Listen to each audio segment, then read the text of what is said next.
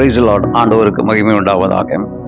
சங்கீதங்களின் புஸ்தகம் 1ஆம் அதிகாரம் 3ஆம் வசனத்தினுடைய கடைசி வார்த்தை சொல்லுகிறது, அவன் செய்வதெல்லாம் வாய்க்கும் என்று சொல்லுகிறது. அநேக நேரங்களில் இந்த வார்த்தையை நாம் பயன்படுத்துகிறோம். நம்முடைய ஜபங்களிலும் நம்முடைய செயல்பாடுகளிலும் அதை நாம் செய்கிறோம். நம்முடைய ஆண்டவர் வாய்க்க பண்ணுகிற ஆண்டவர். நம்முடைய ஆண்டவர் வாய்க்க பண்ணும் என்றால் என்ன அர்த்தம்? சுருக்கமாக ஒரு 3 அர்த்தத்தை நான் சொல்ல விரும்புகிறேன். ஆதியாகமம் புஸ்தகம் 24ஆம் அதிகாரம் 12ஆம் வசனத்தின் அடிப்படையிலே வாய்க்க பண்ணுவது என்பதனுடைய அர்த்தம் சித்திக்க பண்ணுகிறார் என்பது அர்த்தம். சரி, ஒருவேளை சித்திக்க பண்ணுகிறார் என்று புரியாவிட்டால் அதற்கு விளக்கம் சொல்லுகிறேன். நாம் பெற்றுக்கொள்வதற்கான வழிவாசலே திறந்து கொடுக்கிறாரே, அதுதான் தேவன் சித்திக்க பண்ணுகிறார் என்று அர்த்தமாக இருக்கிறது. நம்முடைய காரியங்களை எல்லாம் வாய்க்க பண்ணுகிற தேவன், அதாவது வழிவாசலை திறந்து கொடுக்கிறார். அப்படி சித்திக்க பண்ணும் போது நம்முடைய காரியம் எல்லாம் நடந்து நிறைவேறுகிறதா இருக்கிறது.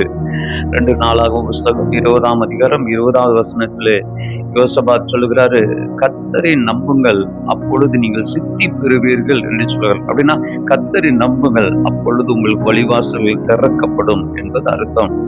2வது வாய்க்க பண்ணுகிறார் என்பதற்கு 2வது அர்த்தம் என்னவென்றால், 2 நாளாகவும் புஸ்தகம் 7ஆம் அதிகாரம் 11வது வசனத்திலே அனுகூலமாய் என்று அந்த வார்த்தை வருகிறது.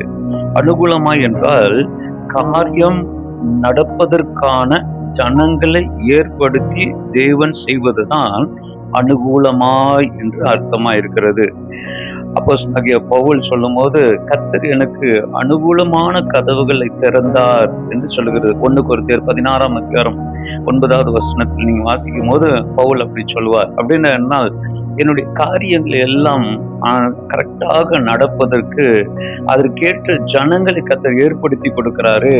அதுதான் கர்த்தர் நமக்கு பண்ணுகிற அனுகூலம். உங்கள் வாழ்க்கையில உங்கள் காரியங்கள் எல்லாம் நேர்த்தியாய் நடப்பதற்கு கர்த்தர் ஜனங்களை ஏற்படுத்துவார். அப்பொழுது நீங்கள் தெரிந்து கொள்ளலாம் கர்த்தர் அனுகூலமானவைகளை செய்கிறார் என்று சொல்லி. 3வது நெகேமியா புஸ்தகம் 1ஆம் அதிகாரம் 11ஆம் வசனத்திலே வாய்க்க பண்ணுகிறார் என்றால் அதனுடைய இன்னொரு அர்த்தம் கைகூடி வர பண்ணுகிறார் என்று அர்த்தம்.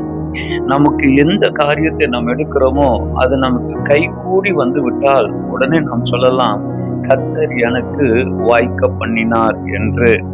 ஆபிரகாம் தன்னுடைய வேலைக்காரனாகிய எலியேசரை கூப்பிட்டு என் மகனுக்கு ஒரு பெண் பார் என்று சொல்கிறார். எலியேசர் பல நிபந்தனைகளோடு பெண் பார்க்க போகிறான்.